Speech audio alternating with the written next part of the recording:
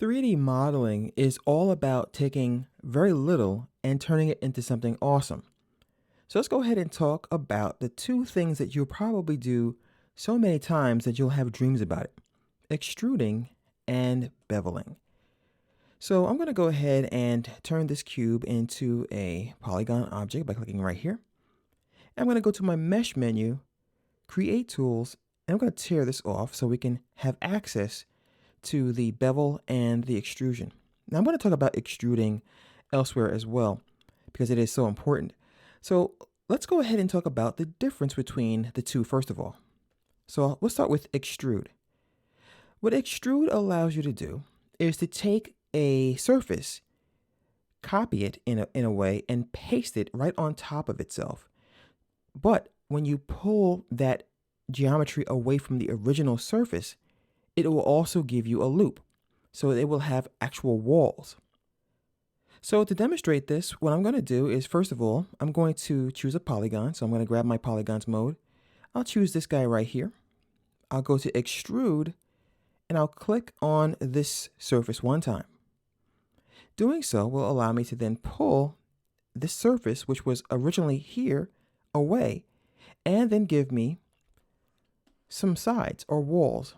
So it extrudes not only the original surface, but it pretty much gives you more geometry to work with. Now this is really handy when you want to create things like wings on an airplane, for example. So let me just go ahead and just demonstrate this. Let's say now I want to extrude this side. I'll grab extrude again, click, and now I've extruded that.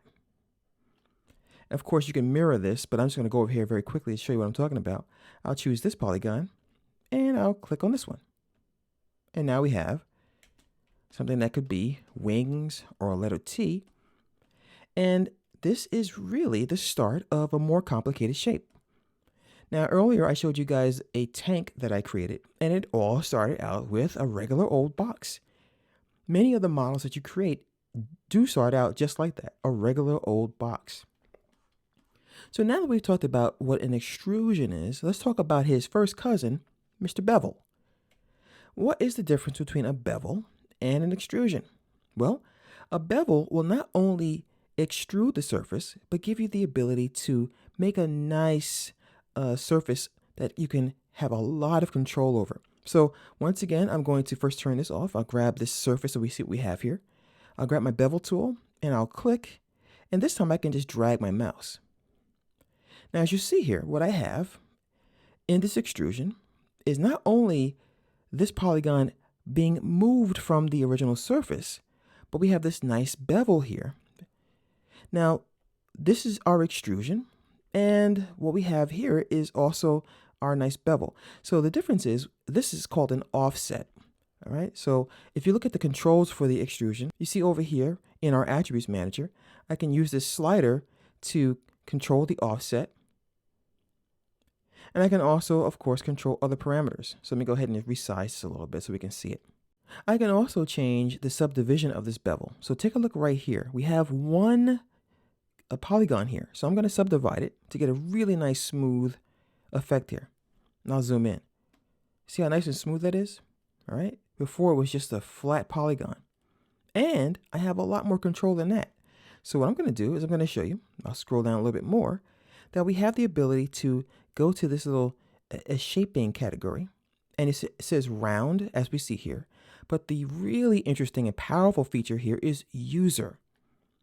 When you choose user mode, you're given a profile curve. And we can take these points here, and I can change the way this profile works. And I can take these Bezier points, and I can do the same thing. So you can imagine creating all kinds of nice tables or architecture, columns, and that kind of stuff. Now, I'll go ahead and deselect all this stuff so we can take a look at what we have here. Look at that. Now, of course, you could do that the old-fashioned way, but why do it that way when you can just do that by just manipulating a curve? How awesome is that? The bevel feature in Cinema 4D R15 has been rewritten from the ground up to give you pretty much the best bevels you've ever seen in your life. So I, of course, implore you to really explore and play around with these profile curves. All right, guys, so that is a look at extruding and beveling, two of the things you'll probably do more than anything else in your modeling tasks.